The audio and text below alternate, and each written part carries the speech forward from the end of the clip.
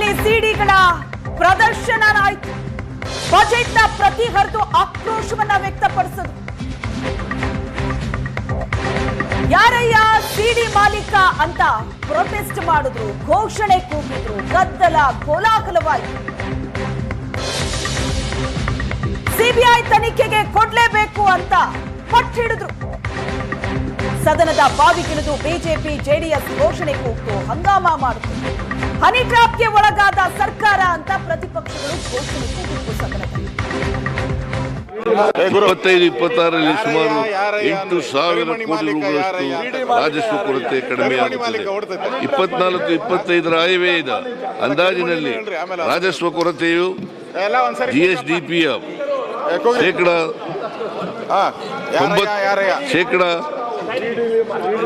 0.96 ರಿಂದ 25-26 ಆಯವ್ಯಯದಲ್ಲಿ 0.63 ಗೆ ಇಳಿಕೆಯಾಗಿದೆ.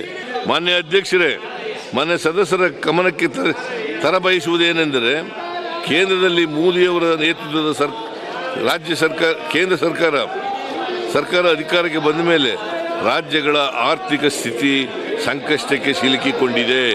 2013ರಿಂದ 2017ರವರೆಗೆ ಕೇವಲ 4 ರಾಜ್ಯಗಳ ವಿತ್ತೀಯ ಕೊರತೆ ಶೇಕಡ 3ಕ್ಕಿಂತ ಹೆಚ್ಚಿತ್ತು. ಹಾಗೆಯೇ 5 ರಾಜ್ಯಗಳ ಒಟ್ಟು ಹೊಣೆಗಾರಿಕೆಗಳು ಶೇಕಡ 25ಕ್ಕಿಂತ ಹೆಚ್ಚು ಇದ್ದವು. ಆದರೆ 24-25ರಲ್ಲಿ ದೇಶದ ಪ್ರಮುಖ 14 ರಾಜ್ಯಗಳ ಪೈಕಿ 10 ರಾಜ್ಯಗಳ ಒಟ್ಟು ಹೊಣೆಗಾರಿಕೆಗಳು ಶೇಕಡ 25ಕ್ಕಿಂತ ಹೆಚ್ಚಿಗಿವೆ. ಅದೇ ರೀತಿ 6ಕ್ಕಿಂತ ಹೆಚ್ಚು ರಾಜ್ಯಗಳ ವಿತ್ತೀಯ ಕೊರತೆ ಶೇಕಡ 3ಕ್ಕಿಂತ ಹೆಚ್ಚಾಗಿದೆ. ಭಾರತೀಯ ರಿಸರ್ವ್ ಬ್ಯಾಂಕ್ ಇತ್ತೀಚೆಗೆ ಬಿಡುಗಡೆ ಮಾಡಿರುವ ದಾಖಲೆಗಳಂತೆ 2000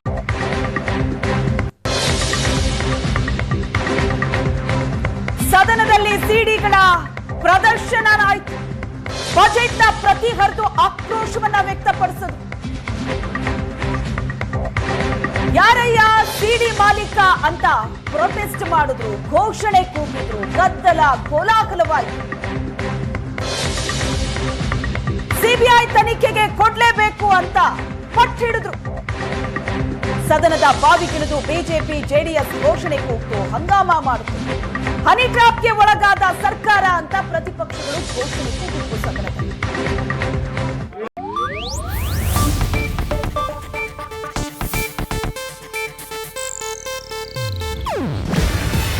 ಇದು ಏಷ್ಯಾನೆಟ್ ನ್ಯೂಸ್ ನೆಟ್ವರ್ಕ್ ಪ್ರಸ್ತುತಿ.